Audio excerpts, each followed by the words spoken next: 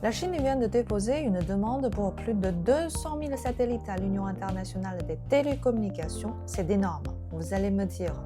Encore une démonstration de force? Mais en réalité, derrière ce chiffre astronomique, il y a surtout une stratégie économique ultra réfléchie. Parce que l'espace, c'est pas infini. Les orbites basses et les fréquences, c'est comme des places de parking.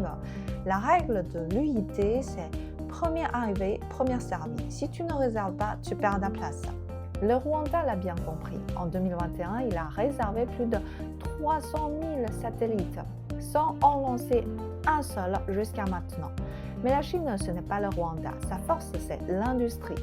Aujourd'hui, la fabrication de satellites en Chine a connu une révolution comparable à celle de l'automobile. Plus de 30 usines, une capacité de 5000 satellites par an. Alors oui, SpaceX a une longueur d'avance avec 10 000 Starlink déjà en orbite, mais la Chine accélère. 300 satellites lancés rien qu'en 2025. Et pour nous, ça change tout. Bientôt, fini les zones sans réseau, en mer, en montagne, même au désert, votre téléphone sera directement connecté par satellite. Appel, Internet, tout fonctionnera. Les voitures autonomes auront une connexion permanente. Et en cas de catastrophe, les secours pourront communiquer. Vous voyez, l'espace est le nouveau terrain de jeu économique et la Chine est clairement dans la course.